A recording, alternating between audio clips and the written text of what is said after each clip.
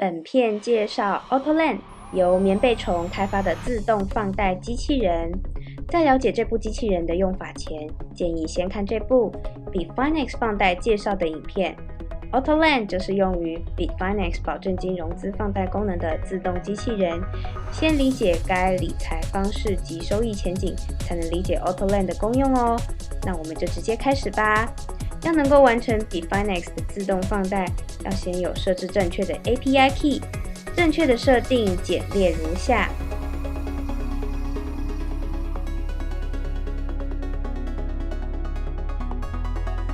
讲解 Bitfinex 放贷的影片也有说明。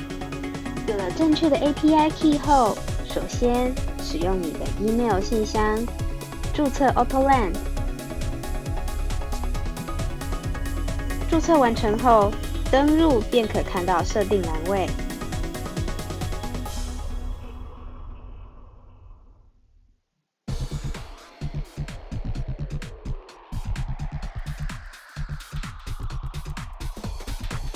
让使用者输入 API key。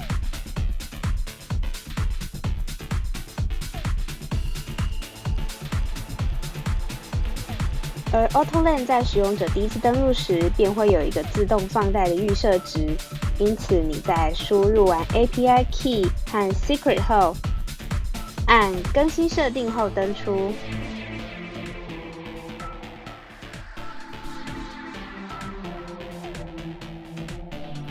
重新登录后，机器人便可抓到你的相关资料，并且开始自动放贷。但这个预设的放贷设定很可能不符合你的需求，所以要调整一下。我们来看一下设定各栏位的用途，并且点出各种设置的用意。首先，在设定的最上方有一个小小的问号标签，点进去看就是说明哦。首先是最低放贷利率，基本上机器人最低会用这个利率挂单，可以避免使用者放到不想借出的低利率。但放贷市场长期低迷时，建议不要设高哦。市场目前利率可以看这边，市场资讯有目前的市场利率。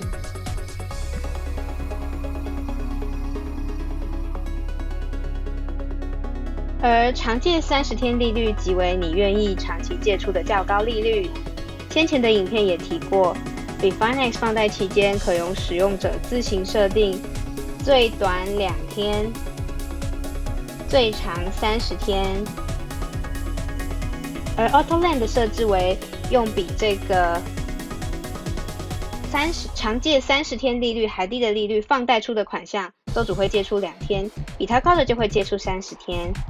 最低放款利率和长借30天利率，两者的交叉运用可让你同时捕捉高利机会，又可避免一时的超低利率。在讲下一个栏位切割份数前，我们先跳到另一个跟借贷利率高低息息相关的设定——放款偏好设定。标签非常清楚，用这个圆点拖曳就能选择要高利还是要高资金使用率。原因很简单，你把利率设得比较低，很快就能放出去了。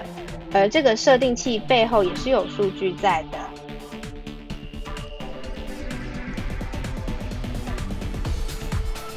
是用 Bitfinex 放贷市场挂单簿切割成20个区间分成的集聚，让使用者滑动选择。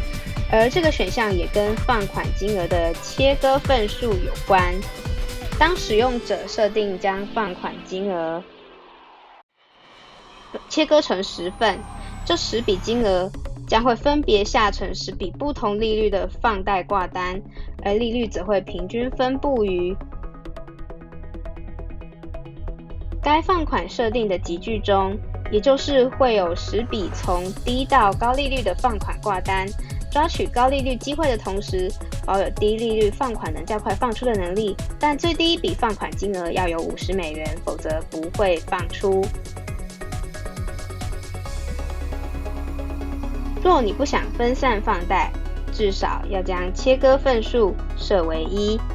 高利放贷保留金额与目标利率是在认为市场有可能出现超高利率时的一种积极投资设定。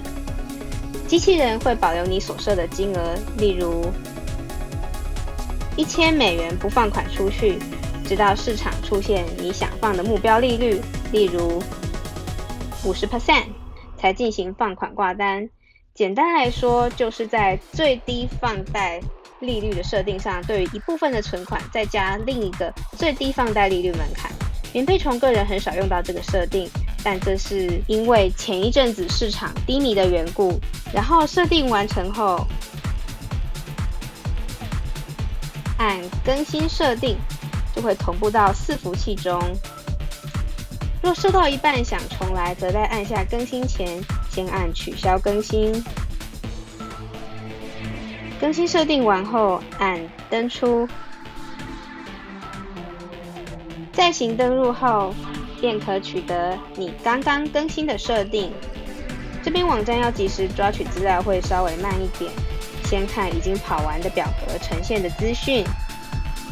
市场利率就是各币别的中间利率 ，Bitfinex 利率并非单一资讯，而是实时演变的挂单簿。棉被虫及时抓取挂单簿后，选取其中交易放出但又非最低的利率作为当下市场利率显示，所以登出后再过不久登入，市场利率很可能又会不一样哦。利率选取的标准呢，在 FAQ 有详细说明，有兴趣的人可自己看看。接下来其他账户资讯表格也跑完了，要看一下。账户总览，你的账户放款的概况，有多少钱放出去，有多少钱没放出去，平均利率等，让你快速掌握账户状况。然后想知道每一笔放贷的详细资讯的话，到现有放款表格可以看到 FAQ 各栏位都有详细说明，点画面中的问号就可以找到。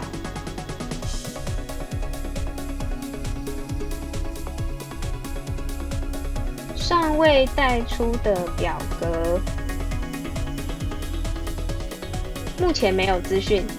这边会在你刚好有金额被机器人挂单放出但尚未成交的资讯。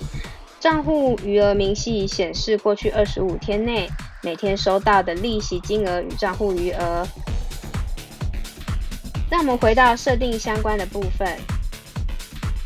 下方的暂停放款按钮是在你想暂停机器人放贷，想要手动放或是想要领出资金，避免机器人一直放款，资金无法抽离使用到。而若是想要改 email 账号密码，则可在修改登录资讯这边输入新的 email 信箱与密码。这边有一点要特别注意的是， email 信箱一定要是正确的哦，这样当你忘记密码时，系统才能将重设的密码寄到你的信箱。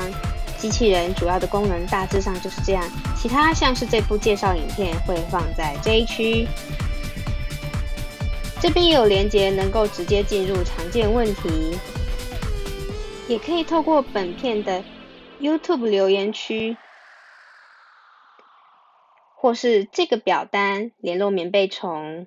AutoLand 介绍完毕，本影片也会同步放于1零影片区。今天的影片到这里结束。